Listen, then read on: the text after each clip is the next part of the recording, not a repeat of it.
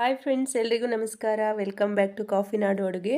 ಇವತ್ತಿನ ರೆಸಿಪಿಯಲ್ಲಿ 1 ಕಪ್ಪು ಗೋಧಿ ಹಿಟ್ಟು ಹಾಗೆ 1 ಹೋಳು ತೆಂಗಿನಕಾಯಿಯಿಂದ ರುಚಿಕರವಾದಂತಹ ಸ್ವೀಟ್ನ ಮಾಡಿ ತೋರಿಸ್ತಾ ಇದ್ದೀನಿ. ತುಂಬ ಸಿಂಪಲ್ ಆಗಿ ಮಾಡ್ಬೋದು.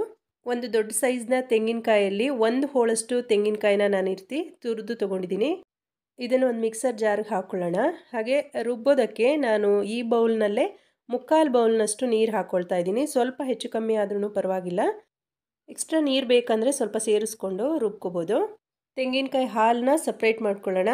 ನೋಡಿ, ಈ ಜರಡಿ ಕಣ್ಣು ಸ್ವಲ್ಪ ದೊಡ್ಡದಿರೋದ್ರಿಂದ ನಾನು ಅದರ ಮೇಲ್ಗಡೆ ಒಂದು ಬಿಳಿ ಬಟ್ಟೆ ಹಾಕ್ಕೊಂಡು ಶೋಧಿಸ್ಕೊಳ್ತಾ ಇದ್ದೀನಿ. ಈಗ ಒಂದು ಸಾರಿ ಮೊದಲಿಗೆ ನಾವು ನೀಟಾಗಿ ಹಾಲನ್ನೆಲ್ಲ ಹಿಂಡ್ಕೊಬಿಡೋಣ. ಆನಂತರ ಬೇಕಾದರೆ ನೀರನ್ನ ಸೇರಿಸ್ಕೊಳ್ಳೋಣ. ನೀವು ತೆಂಗಿನಕಾಯಿ ಹಾಲನ್ನ ಬದಲಾಗಿ ಹಾಲನ್ನು ಕೂಡ ಉಪಯೋಗಿಸ್ಕೋಬೋದು. ಆದರೆ ತೆಂಗಿನಕಾಯಿ ಹಾಕಿದರೆ ತುಂಬಾ ಟೇಸ್ಟಿಯಾಗಿರುತ್ತೆ. ಹಾಲು ಹಾಕಿದರೆ ಬೇರೆ ಟೇಸ್ಟ್ ಇರುತ್ತೆ. ಈ ತೆಂಗಿನಕಾಯಿ ಹಾಲನ್ನ ಯೂಸ್ ಮಾಡಿದ್ರೆ ಬೇರೆ ಟೇಸ್ಟ್ ಬರುತ್ತೆ. ಒಂದು ಸಾರಿ ಚೆನ್ನಾಗಿ ಹಿಂಡ್ಕೊಂಡಿದ್ದೀನಿ. ಈಗ ಮಿಕ್ಸರ್ ಜಾರ್ ತೊಳೆದಂತಹ ನೀರನ್ನು ಕೂಡ ಇದಕ್ಕೇ ಹಾಕ್ಕೊಂಡು ಇನ್ನೊಂದು ಸಾರಿ ಹಿಂಡ್ಕೊಳ್ತಾ ಇದ್ದೀನಿ.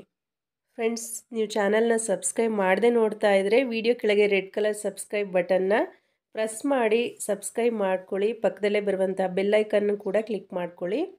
ನೋಡಿ, ಈ ಗ್ಲಾಸ್ ಅಳತೆಯಲ್ಲಿ ನಾನಿವತ್ತು ಸ್ವೀಟ್ ಮಾಡ್ತಾ ಇದ್ದೀನಿ.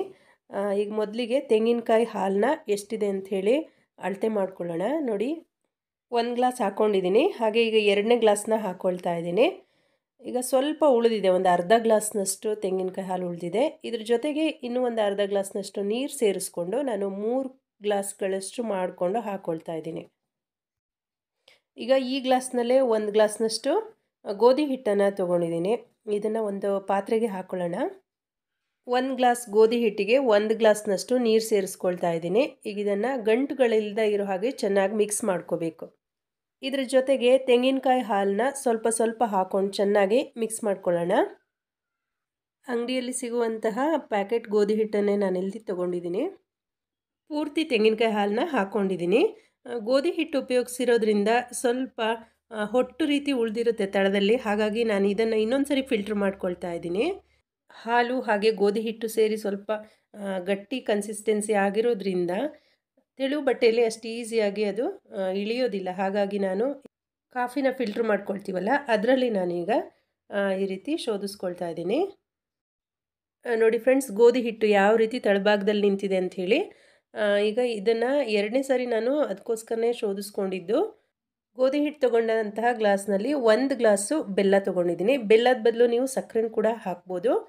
ನೋಡಿ, 1 ಗ್ಲಾಸು ನೀರು ಹಾಕ್ಕೊಳ್ತಾ ಇದ್ದೀನಿ. ಬೆಲ್ಲ ಕರಗೋವರೆಗೂ ಕುದಿಸ್ಕೋಬೇಕು. ನೋಡಿ, ಬೆಲ್ಲದ ನೀರು ರೆಡಿಯಾಗಿದೆ.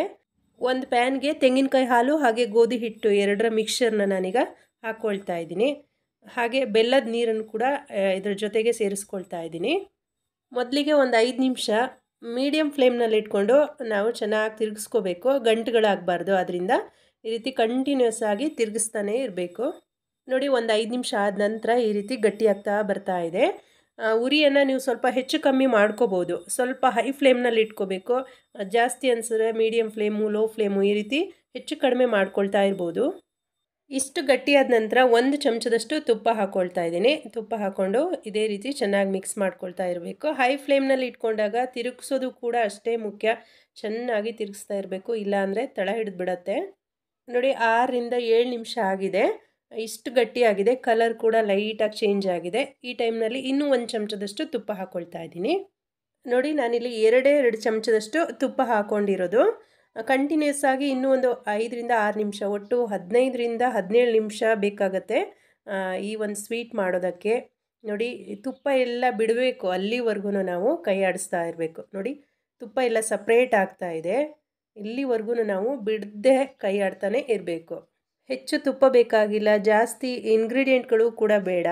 ತುಂಬ ಸುಲಭವಾಗಿ ಮಾಡ್ಬೋದು. ಹಾಗೆಯೇ ಟೇಸ್ಟ್ ಕೂಡ ತುಂಬಾ ಚೆನ್ನಾಗಿರುತ್ತೆ. ಒಂದು ಪ್ಲೇಟ್ಗೆ ನಾನಿಲ್ಲಿ ತುಪ್ಪ ಅಥವಾ ಎಣ್ಣೆನ ಈ ರೀತಿ ಸವರ್ಕೊಳ್ತಾ ಇದ್ದೀನಿ. ಮಾಡಿಟ್ಕೊಂಡಿರುವಂತಹ ಸ್ವೀಟ್ನ ಈಗ ಈ ಪ್ಲೇಟ್ಗೆ ಸೇರಿಸ್ಕೊಳ್ಳೋಣ. ನೀವು ಹೀಗೇ ಬೇಕಾದರೂ ತಿನ್ಬೋದು, ಅಥವಾ ಇದು ಆರಿದ ನಂತರ ನೀವು ಇದನ್ನು ಕಟ್ ಮಾಡಿಯೂ ಕೂಡ ತಿನ್ಬೋದು. ಆರೋಗ್ಯಕರವಾದಂತಹ ರೆಸಿಪಿ. ಇದ್ರ ಜೊತೆಗೆ ನೀವು ಬೇಕಾದರೆ ಯಾವುದೇ ಡ್ರೈ ಫ್ರೂಟ್ಸ್ಗಳನ್ನು ಕೂಡ ಸೇರಿಸ್ಕೋಬೋದು. ಇವತ್ತಿನ ಈ ರೆಸಿಪಿ ನಿಮ್ಗೆ ಇಷ್ಟ ಆಗಿದೆ ಅನ್ಕೋತೀನಿ. ಇಷ್ಟ ಆದರೆ ಲೈಕ್ ಮಾಡಿ, ಶೇರ್ ಮಾಡಿ, ಹಾಗೆ ರೆಸಿಪಿ ಹೇಗೆ ಬಂದಿದೆ ಅಂತ ಹೇಳಿ ಕಮೆಂಟ್ ಮಾಡಿ. ವಿಡಿಯೋ ನೋಡಿದ್ದಕ್ಕಾಗಿ ಧನ್ಯವಾದಗಳು.